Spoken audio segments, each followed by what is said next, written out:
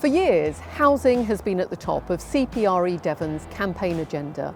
But with the exponential increase in new housing developments right across Devon, the need to keep up the pressure on the powers that be to provide the right number and type of homes is becoming ever more pressing. Today, the government's Minister for Housing and Planning is coming here to Sandy Park, home of the Exeter Chiefs, where campaigners will tackle him on the issue. As with most people, I am very concerned about the local countryside and the environment as well as people. It's the fact that developers can come along and sign Section 106 agreements promising to a certain percentage of affordable dwellings, and then they can totally flaunt it. What I would like to hear is more concern for the health of villages and towns. Will they strengthen planning regulations to avoid some of what I feel are abuses?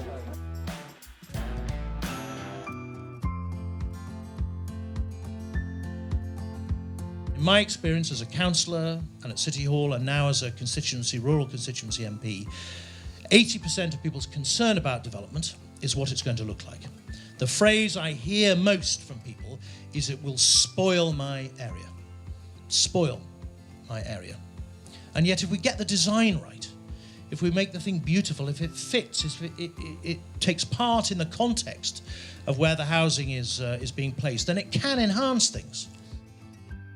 Well, we are trying to do as much as we can to steer the beauty debate. So we have a chief architect now, we're going to be producing a departmental style guide and design guide, but in the end, I can't sit and plan the country. Fundamentally, what we want is for local people to come together with their local elected representatives and decide themselves about what type of housing they want to see, and that includes tenure but also design. I think it's been great that he's come. I like the bit he said about trying to build beauty and make them the conservation areas of the future, but I think that's a very difficult thing to obtain. I hope that in 3 or 4 decades they're turning up with a preservation notice to the stuff we're going to build rather than as I say, a bulldozer. And I will admit to you that we're not achieving that now. He got a big laugh for saying he wanted housing to be beautiful. He got a laugh because I think nobody believes it'll happen, but I like the fact he wants it. That's a step forward. Well, I asked him whether he'd actually read the report and whether he was prepared to adjust the flawed data that they were using for their justification for the high housing numbers, and he just obfuscated and didn't actually answer the question. It does leave you feeling very frustrated that government ministers come down here, but they still don't actually answer the questions.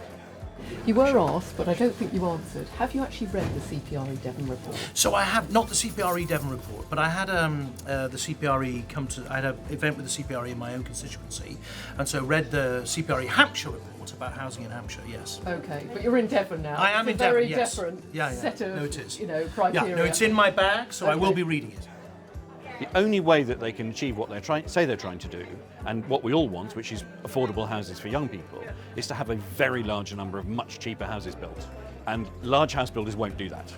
And the Minister, I'm glad to say, did actually start to make some signals that they are thinking about this, that they're talking about modular housing from small developers being manufactured locally, which is also a stimulus to local economy, and would be a win-win all round, and would put a lot of new low-cost housing, which the government could have design control of. Yes, it was a terrific response. We're delighted with how it went. People from all over the county and from Dorset and Cornwall as well. And we were very pleased to welcome the Minister here. I think you could tell the level of concern there is, so many questions asked, and people were getting, quite upset about the points they wanted to make. But we need to find a solution to this. We need to stop Devon being ruined. We need to build the homes we really need and not the homes that are profitable for the developers. So we will keep going, we'll keep spreading the word, and let's see what positive solutions we can come up with. It's quite a coup for a small charity like CPRE Devon to get the housing minister down to this part of the southwest. But the campaign certainly doesn't end here. We now have to keep up the pressure to make sure he follows through on some of those promises.